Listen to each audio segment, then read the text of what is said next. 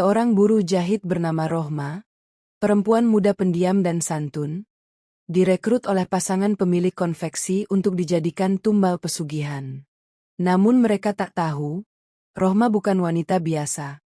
Ia adalah mantan santri dengan ilmu spiritual tinggi. Ketika ritual dilakukan, semua berbalik. Dukun terbakar, pesugihan gagal, dan rahasia kelam mereka terbongkar. Bagaimana kisahnya? Tonton dan simak cerita menarik dalam video berikut ini.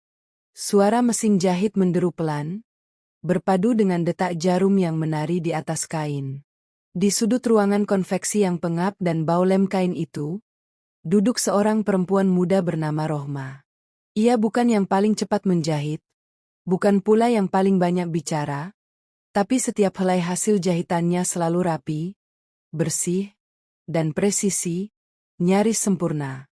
Rohma dikenal pendiam. Setiap pagi, ia tiba lebih awal dari buruh lainnya. Ia akan menyapu, membersihkan meja, lalu duduk di tempatnya, memulai jahitan sambil kadang melafalkan zikir pelan. Teman-temannya memanggilnya si sunyi, karena ia jarang sekali bersosialisasi kecuali jika memang perlu. Namun di balik kesunyiannya, Rohma adalah seorang perempuan kuat. Usianya baru 23, tapi hidup telah banyak mengajarinya sabar. Ia berasal dari desa kecil di pegunungan, tempat ia dulu belajar di sebuah pesantren hingga lulus. Namun setelah pesantren tempatnya menuntut ilmu dilanda tanah longsor dan tak lagi berfungsi, ia merantau ke kota. Tak banyak yang tahu latar belakangnya itu. Rohma tak merasa perlu menjelaskan siapa dirinya. Ia hanya ingin hidup tenang dan mencari rezeki yang halal. Konveksi tempatnya bekerja milik pasangan suami istri kaya, Bu Ranti dan Pak Darno. Di mata para pekerja, mereka adalah majikan yang keras namun adil. Namun diam-diam, banyak buruh mengeluh, gaji sering telat dan suasana kerja kadang mencekam. Entah kenapa, sudah 3 kali dalam setahun ini, buruh baru tiba-tiba berhenti datang, dan tak pernah memberi kabar. Tapi semua itu seakan tak berlaku bagi Rohma. Ia tetap setia bekerja, tak pernah mengeluh.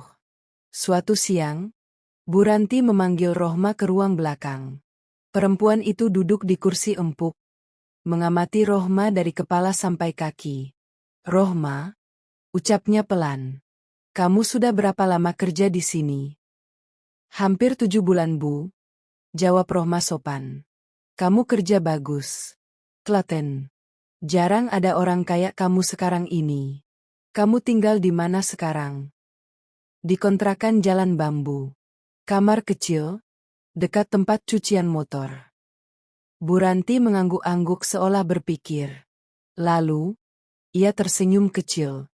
"Kalau kamu mau, tinggal saja di rumah saya. Ada kamar kosong. Lagi pula, kami butuh orang yang bisa bantu urus rumah sedikit-sedikit.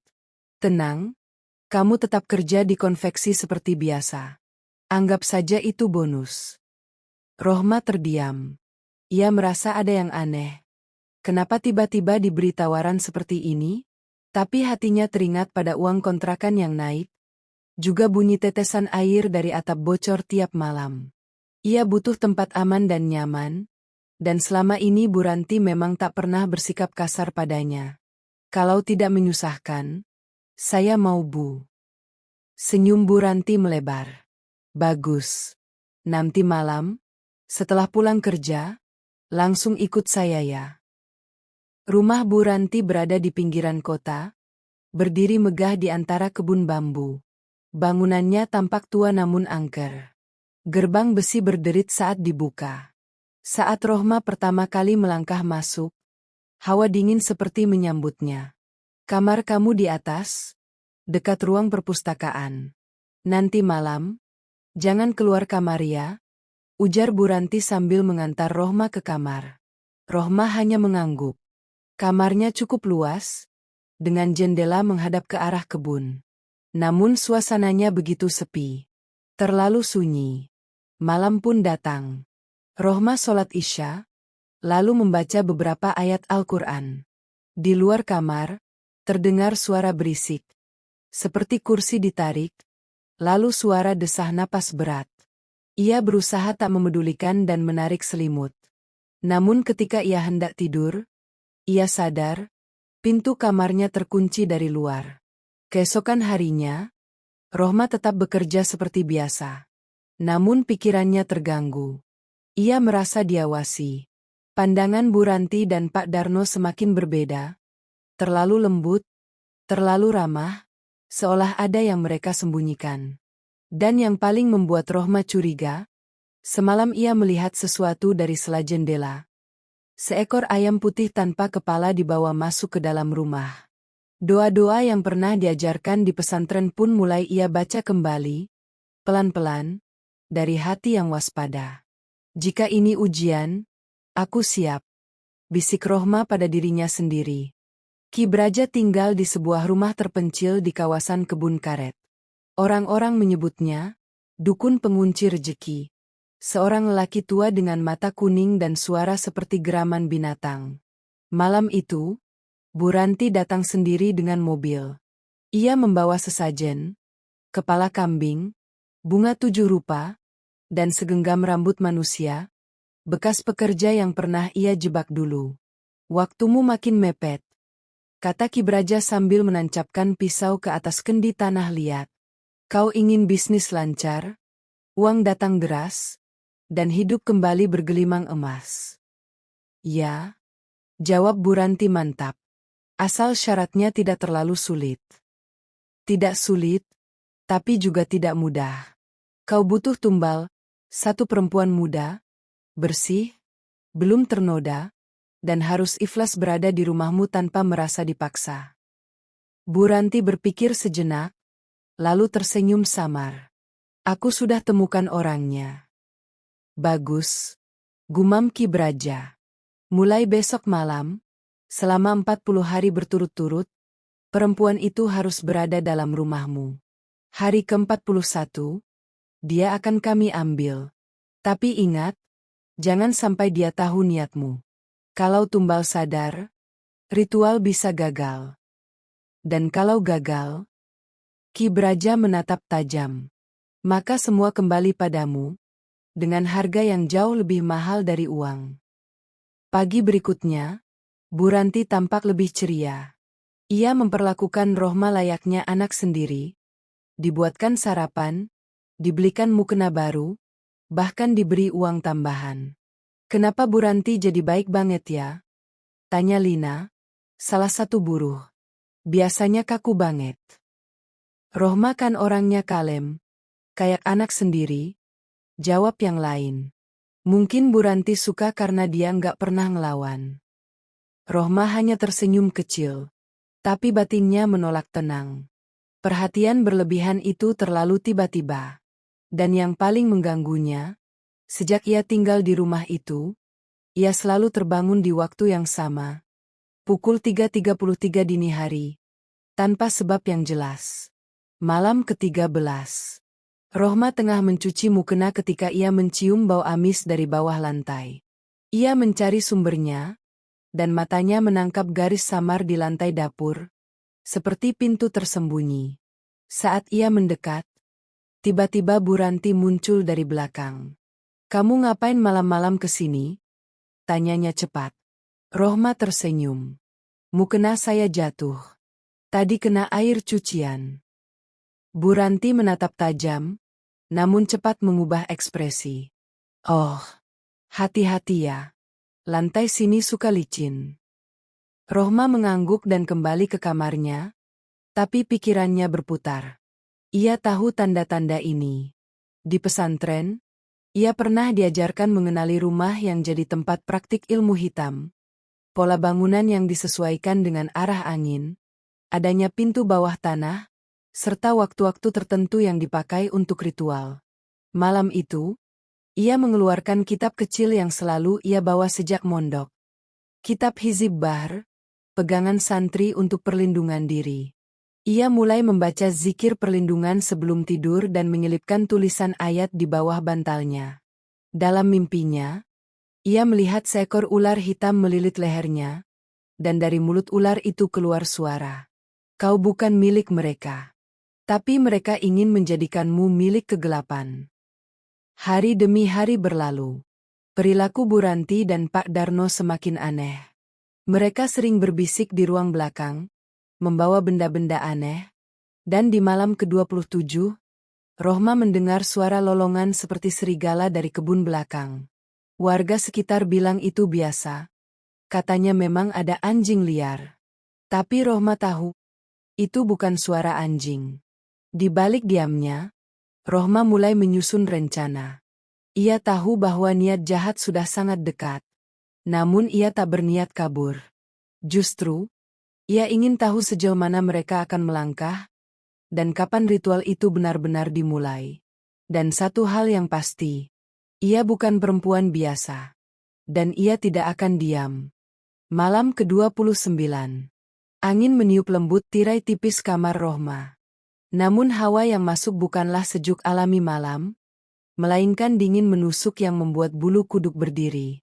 Di luar kamar, waktu menunjukkan pukul 3.33, waktu yang selalu membangunkannya tanpa sebab. Kali ini, Rohma tak sekadar terbangun. Ia terjaga, waspada. Ia duduk di tepi ranjang, menggenggam kitab kecil usang berbalut kain putih. Sebelum tidur tadi, ia telah menulis beberapa ayat pelindung di atas kertas dan menyelipkannya di 4 sudut ruangan.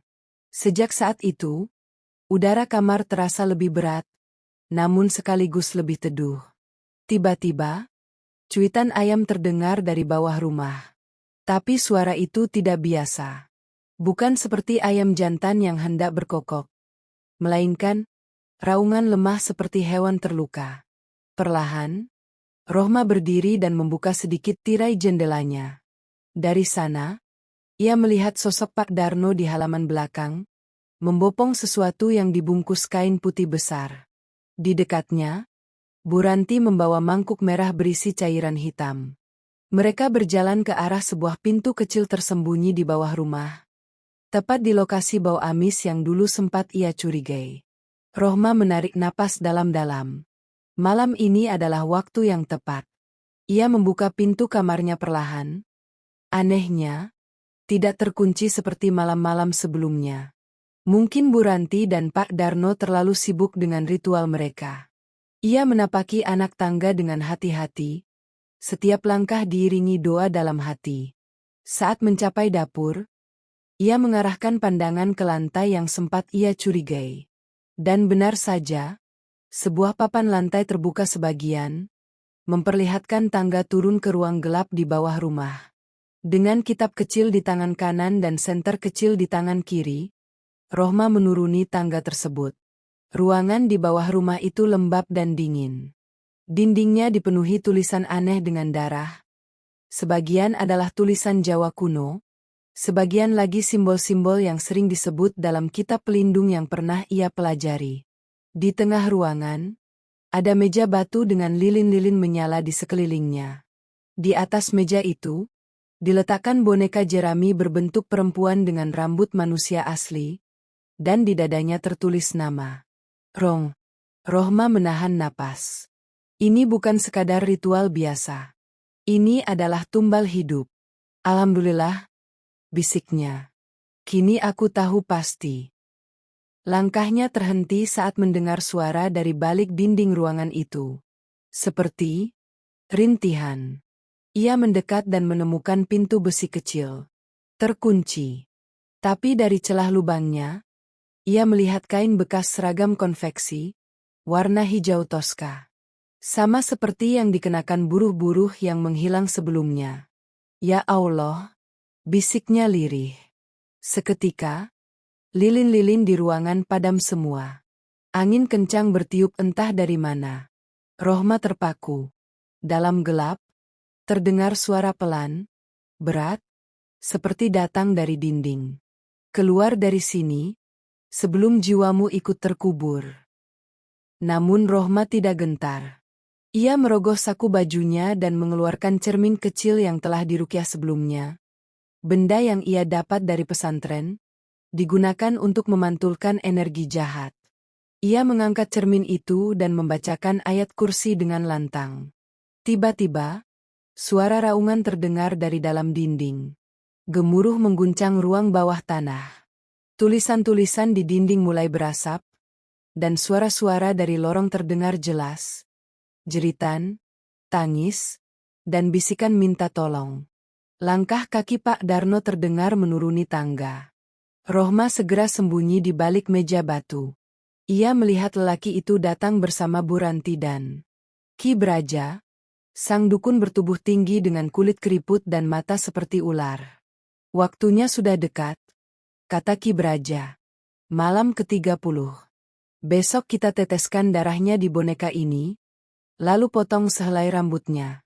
Malam ke-40, dia akan jadi milik kita sepenuhnya. Dan kita akan kaya lagi? Tanya Bu Ranti penuh harap. Kaya? Dan berkuasa? Jawab Ki Braja seraya tertawa. Rohma menggertakkan giginya. Ia menahan emosi, lalu perlahan merayap kembali ke tangga dan naik secepat mungkin sebelum mereka sadar. Setibanya di kamar, Rohma mengunci pintu, lalu sujud dalam sholat malam yang penuh air mata. Ya Allah, lindungi aku. Lindungi mereka yang telah lebih dulu dijadikan korban. Jika ini jalanmu, aku siap menghadapi mereka. Keesokan harinya, Rohma bersikap seolah tak terjadi apa-apa. Ia tetap menjahit seperti biasa, tetap tersenyum ketika Bu Ranti menyodorkan sarapan, dan tetap memanggil, Pak, dengan sopan kepada Pak Darno. Namun dalam hati, ia telah bersiap. Malam ke-30 akan datang, dan mereka akan mencoba mengambil darahnya. Yang mereka tidak tahu, malam itu, Rohma bukanlah gadis buru biasa yang bisa mereka tumbalkan begitu saja. Ia adalah santri yang datang bukan hanya untuk bekerja, tapi untuk membongkar kegelapan. Malam ke-30 tiba dengan langit kelam. Awan menggumpal pekat, menutupi cahaya bulan. Suara kodok dan jangkrik seolah lenyap. Alam seperti tahu bahwa malam ini bukan malam biasa. Di dalam rumah besar Bu Ranti, aroma dupa mulai menyebar dari ruang bawah tanah. Lilin-lilin dinyalakan dalam formasi melingkar. Di tengah lingkaran itu, boneka jerami bertuliskan nama Rohma sudah dibaringkan. Sekujur tubuhnya diikat benang hitam, dengan jarum-jarum ditancapkan di beberapa bagian. Ki Braja duduk bersila di depan boneka itu. Ia merapal mantra dalam bahasa kuno, tangannya menggenggam belati kecil yang tampak berkarat dan menyeramkan. Di dekatnya, Bu Ranti menyiapkan mangkuk perak berisi air kembang dan darah ayam hitam. Pak Darno datang membawa Rohma yang tampak tenang. Ia mengenakan pakaian putih bersih. Matanya menatap lurus ke depan tanpa ketakutan. Masuk nak. Maaf, ini hanya ritual simbolik. Ujar Bu Ranti dengan suara yang dipaksakan ramah. Nggak akan menyakitimu. Rohma tersenyum kecil. Saya tahu Bu. Ki Braja mengangkat alis. Kau tahu. Rohma tak menjawab. Ia melangkah ke dalam lingkaran lilin dan duduk bersila di depan boneka itu. Bu Ranti menggenggam tangan Rohma, lalu menggoreskan jarum kecil di ujung jarinya. Tetes darah pertama jatuh ke atas boneka. Ki Braja mulai membaca mantra dengan lebih cepat. Lilin-lilin bergetar. Udara di ruangan itu mendadak menjadi sangat berat. Tetes darah kedua dijatuhkan. Namun tiba-tiba, seketika, nyala lilin padam serempak. Ruangan gelap gulita. Suara denting mangkuk pecah terdengar. Pak Darno jatuh terduduk. Bu Ranti menjerit. Dan dari tengah kegelapan, terdengar suara Rohma, lantang dan tenang. Kalian pikir aku tidak tahu bahwa aku hanya boneka untuk dikorbankan? Kalian salah besar. Tiba-tiba, cahaya putih menyala dari tubuh Rohma. Bukan api, bukan cahaya buatan, tapi semacam aura terang yang memancar dari tubuhnya, menerangi seluruh ruangan. Ki Braja terhuyung. Apa ini? Mantra pembalik. Rohma berdiri lalu mengeluarkan lembaran kecil berisi ayat-ayat rukyah yang dibungkus kain putih. Ia mengangkatnya tinggi, lalu membaca lantang. Ayat kursi, bisik Pak Darno panik. Ia mencoba lari, tapi pintu tertutup rapat. Ki Braja menjerit. Tubuhnya mulai mengeluarkan asap hitam. Ia berusaha melawan, merapal mantra pemanggil jin penjaga. Tapi saat wajahnya menatap mata Rohma, ia terpaku. Antara kita beda jalan Ki. Ilmu saya untuk menyembuhkan, ilmu Anda untuk menyesatkan. Saya datang bukan untuk jadi korban, tapi untuk memutus mata rantai tumbal-tumbal sebelum saya. Dinding-dinding ruang bawah tanah berguncang hebat. Tulisan-tulisan di dinding mulai menghitam, lalu hilang. Boneka tumbal meledak menjadi abu. Aroma amis berubah menjadi bau bunga melati. Bu Ranti menangis tersungkur. Maafkan aku hanya ingin kaya. Rohma mendekat. Kalian sudah korbankan berapa orang demi itu? Pak Darno menangis. Tiga buruh sebelum kamu. Dan kini semuanya berakhir. Rohma mengangkat tangan. Ia membacakan satu doa perlindungan terakhir, lalu menghembuskan napas ke arah Ki Braja. Tubuh dukun tua itu terbakar dari dalam, dan ia menghilang dalam asap tebal yang menjulang hingga ke langit-langit ruang bawah tanah. Pintu tiba-tiba terbuka. Warga berbondong masuk.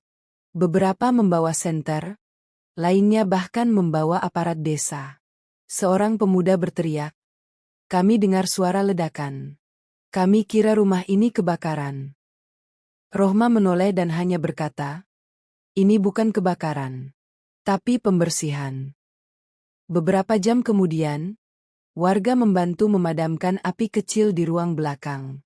Polisi datang, dan Rohma menyerahkan bukti, boneka tumbal, kain berisi rambut korban sebelumnya, serta catatan ritual yang ia temukan diam-diam selama tinggal di rumah itu. Bu Ranti dan Pak Darno dibawa dengan tangan terborgol. Keduanya menangis, menyesal, tapi wajah mereka pucat pasi, seolah sadar bahwa penyesalan mereka sudah terlambat. Sebelum pergi, Bu Ranti menatap Rohma dan berkata, "Siapa kamu sebenarnya?" Rohma menunduk sejenak, lalu menjawab pelan, "Aku hanyalah buruh jahit, yang dulu pernah jadi santri." Pagi setelah kejadian itu, suasana rumah Bu Ranti berubah total. Warga berkumpul dan cerita tentang buruh jahit yang menggagalkan pesugihan, menyebar lebih cepat dari asap kebakaran semalam. Namun Rohma tidak tinggal lama. Setelah memberikan kesaksian, ia mengemasi barang-barangnya dan meninggalkan rumah itu dengan langkah ringan. Ia kembali ke kontrakan lamanya, yang meskipun sempit dan atapnya bocor, tetap terasa aman. Tapi malam itu, sebelum tidur, ia duduk sendiri di sudut ruangan, membuka kitab kecil berbalut kain putih, dan memandangi nama-nama yang ia tulis di lembaran belakang kitab. Nisa, Tari, Nurma. 3 nama itu. 3 buruh yang menghilang sebelumnya. Ia tak mengenal mereka, tapi sejak pertama kali tinggal di rumah Bu Ranti, entah kenapa, nama-nama itu seperti muncul begitu saja dalam mimpinya. Ternyata, mereka memang benar-benar pernah bekerja di sana dan menjadi korban. Rohma menunduk dalam. Air matanya jatuh pelan. Keesokan harinya, seorang lelaki tua datang ke kontrakannya. Janggutnya panjang, sorot matanya lembut. Ia mengenakan baju koko dan sarung, membawa sebuah kitab besar di tangan. "Assalamualaikum Rohma," ucapnya pelan. "Kamu masih ingat saya?" Rohma berdiri, terkejut. "Ustadz Taufik." Lelaki itu mengangguk. Santri paling keras kepala yang dulu selalu nambah hafalan saat yang lain tidur siang. "Aku dengar kabar tentang kamu. Hebat, kamu melawan pesugihan. Sendirian." Rohma tersenyum. "Saya cuma menegakkan yang benar Ustadz. Saya tak bisa biarkan orang jahat terus ambil nyawa demi kekayaan." Ustadz Taufik duduk di tikar. Mereka berbincang lama. Tentang masa lalu, tentang pesantren Al-Mukarrobin yang hancur karena tanah longsor, tentang teman-teman seangkatan mereka yang kini tersebar ke berbagai tempat. Aku tahu kamu tidak pernah benar-benar tinggalkan jalan ilmu Hana, ucap sang ustadz. Kamu jadi buruh jahit, tapi kamu tetap menjaga zikir, tetap bawa kitab kecil itu, dan tetap waspada. Karena saya tahu ustadz, jawab Rohma lirih. Kemanapun saya pergi, kegelapan selalu menyusup. Jika tidak ada yang menjaga, siapa lagi? Hari-hari berikutnya, Rohma mulai kembali menata hidup. Ia tak lagi bekerja di konveksi. Ia membuka jasa jahit kecil-kecilan di depan kontrakannya. Tak mewah, hanya satu mesin jahit dan satu meja. Tapi pelanggan mulai berdatangan.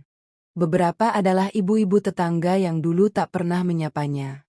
Kini mereka datang, meminta dibuatkan mukena, gamis, dan bahkan baju sekolah anak-anak.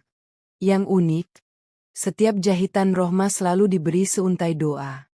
Ia menjahit sambil melafalkan ayat-ayat pelindung.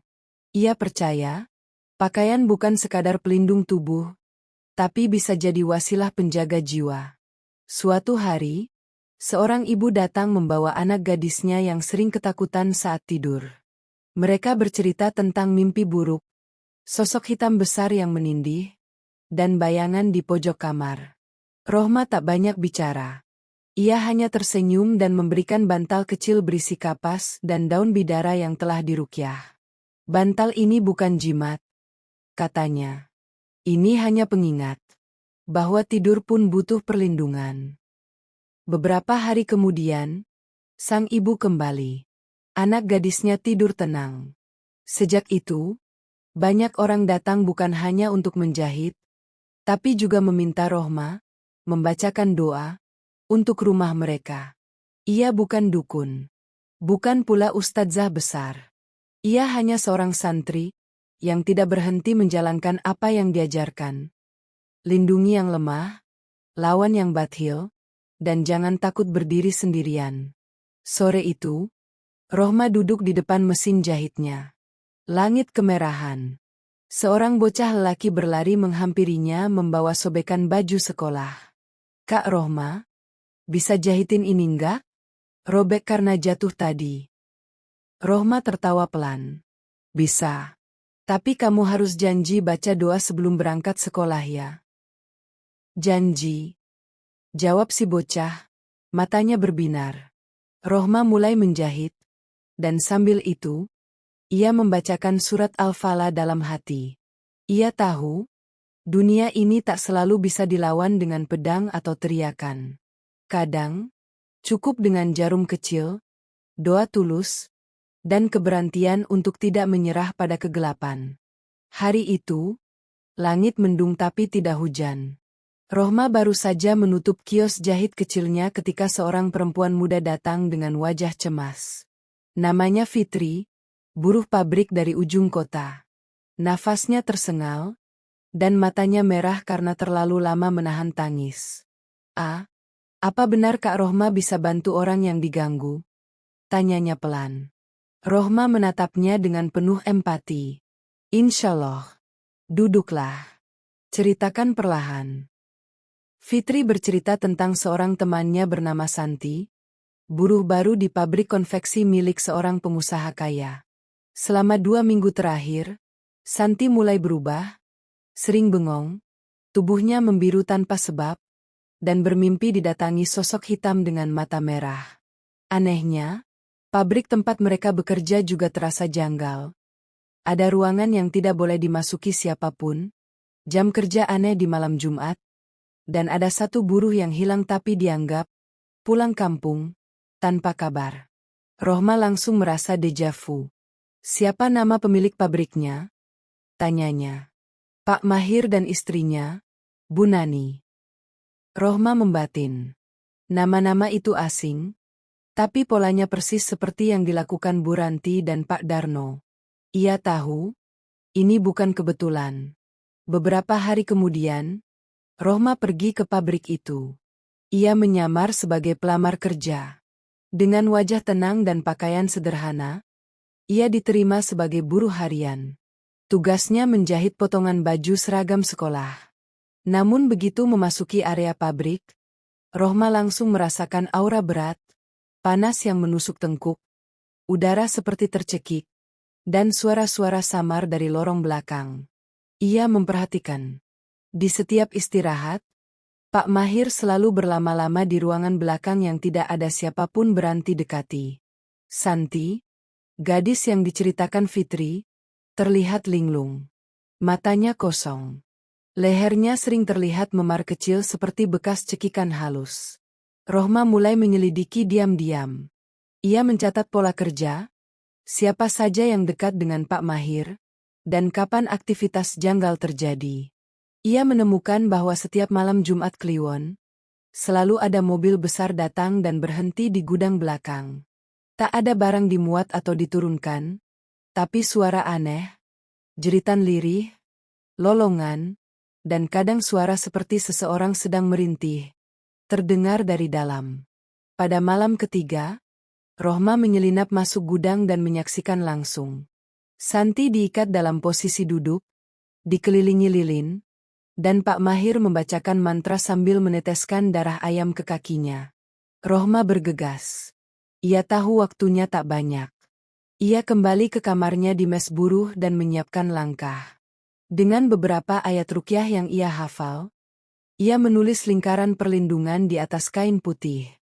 Ia juga membawa segenggam garam dan air rukyah yang ia buat diam-diam. Saat malam kembali kelam, dan ritual hendak dilanjutkan, Rohma masuk.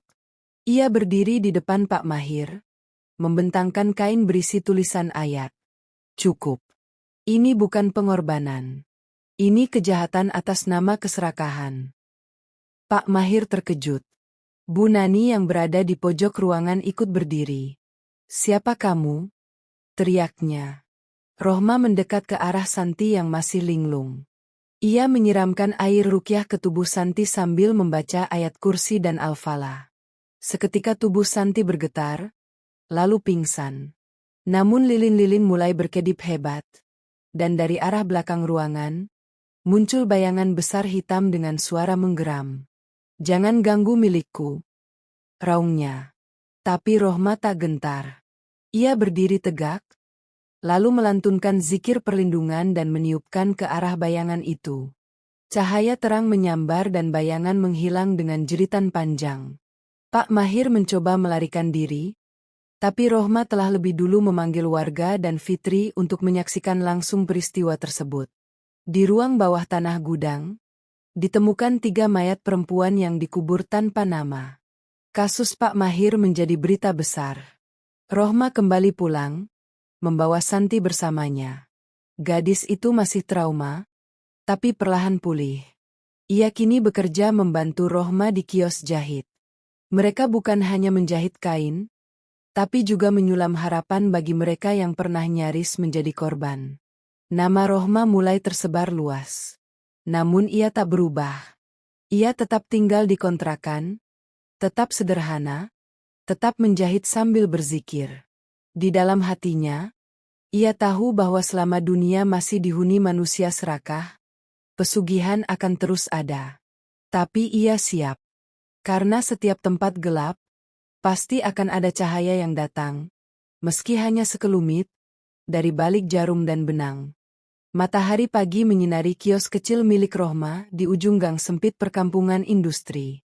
Tak ada papan nama megah, hanya tulisan tangan sederhana di atas triplex. Jahitan Rohma, terima jahit kursus gratis. Sejak kejadian di pabrik pesugihan milik Pak Mahir, kehidupan Rohma berubah. Banyak yang datang kepadanya bukan sekadar untuk menjahit, tapi juga mencari ketenangan, bimbingan, dan harapan. Ia tidak pernah menyebut dirinya guru atau ustadzah. Ia tetap Rohma yang menjahit, menyulam benang demi benang sambil merapal doa. Namun, perubahan di sekelilingnya begitu terasa. Santi, korban terakhir yang selamat dari pesugihan, kini menjadi tangan kanan Rohma. Ia bertugas menerima pelanggan dan mengurus jadwal kursus menjahit gratis yang diadakan setiap Sabtu sore. Anak-anak perempuan dari keluarga miskin, para janda muda, hingga buruh pabrik yang ingin lepas dari jeratan kemiskinan, mereka semua belajar menjahit dari Rohma. Ilmu itu harus dibagi, ucap Rohma setiap memulai pelatihan. Bukan hanya ilmu menjahit, tapi juga ilmu menjaga diri. Suatu sore, datang seorang lelaki tua berjubah lusuh ke kiosnya. Wajahnya teduh, dan tatapan matanya tajam namun penuh kasih. Ia memperkenalkan diri sebagai Kiai Masrur, pengasuh pondok pesantren tempat Rohma dulu pernah belajar. Anak-anak pesantren masih sering bertanya tentangmu, ujar sang Kiai. Ilmumu dulu termasuk yang paling tajam. Tapi kamu hilang tanpa kabar. Rohma menunduk. Matanya berkaca. Saya pikir, ilmu itu bukan hanya untuk dibaca dalam kitab Kiai, tapi untuk hidup di tengah kegelapan. Jadi cahaya. Saya ingin menjaga orang-orang yang tidak tahu bahwa mereka sedang dijadikan korban. Kiai Masrur mengangguk haru. Pilihanmu berat, tapi tepat nak. Banyak yang belajar, tapi sedikit yang mau turun ke lumpur. Ia membuka kotak kecil donasi, bukan untuk dirinya, tapi untuk membelikan mesin jahit bagi lulusan pelatihan. Banyak perempuan kini punya usaha mandiri berkat itu. Mereka menjahit dari rumah, memproduksi mukena, pakaian kerja, bahkan seragam sekolah. Perlahan, daerah tempat tinggal Rohma berubah. Dulu gelap dan kumuh, kini lebih hidup dan penuh aktivitas. Namun, tidak semua suka dengan perubahan. Beberapa dukun lokal merasa terusik. Mereka kehilangan langganan. Ada yang mencoba mengirim gangguan, mimpi buruk, ayam mati di depan kios, bahkan boneka santet di bawah meja kerja. Tapi Rohma tak gentar. Ia tidak pernah membalas dengan kebencian. Ia balas dengan doa, zikir, dan keteguhan hati. Bahkan, pernah suatu malam ia menulis surat dan menaruhnya di depan rumah salah satu dukun yang dikenal kejam. Jika Bapak ingin berubah, pintu saya selalu terbuka. Saya tidak ingin Bapak binasa karena ilmu yang menyesatkan. Tapi jika Bapak terus menyakiti orang tak bersalah, maka langit yang akan turun menuntut balas. Beberapa pekan kemudian, dukun itu meninggalkan profesinya. Ia membuka usaha warung kecil dan sesekali terlihat ikut salat berjamaah di masjid. Tahun berlalu. Suatu hari, saat sedang menjahit kerudung anak-anak untuk panti asuhan, Rohma menerima surat dari Kementerian Sosial, mengundangnya menerima penghargaan atas kontribusi dalam pemberdayaan perempuan dan korban kekerasan spiritual. Tapi ia tidak datang. Sebagai gantinya, ia mengirim pesan. Saya hanya ingin hidup damai. Jika benar saya layak mendapat penghargaan, tolong jadikan penghargaan itu beasiswa untuk 5 anak perempuan yang ingin belajar menjahit dan membaca Al-Quran. Dan itu pun dilakukan. Kini, di ujung kios itu, tergantung sebuah kaligrafi sederhana yang ditulis tangan oleh salah satu muridnya. Jika cahaya tak datang dari langit, jadilah kamu cahaya itu sendiri, meski hanya setitik di kegelapan. Rohma duduk di bangkunya. Jarum dan benang tetap setia di tangannya, tapi doa-doanya kini menjahit lebih dari kain. Ia menyulam hidup yang baru untuk banyak perempuan. Dan meski banyak orang tak mengenalnya, bagi mereka yang pernah terselamatkan, nama Rohma adalah lambang kekuatan. Seorang santri berjubah buruh, yang tak pernah gentar melawan gelap. Terima kasih telah menyimak cerita ini sampai akhir. Jangan lupa subscribe, like dan komen channel ini. Semoga kalian menyukai cerita ini dan dapat mengambil hikmahnya. Wallahu alam bishawab. Sampai jumpa di episode berikutnya.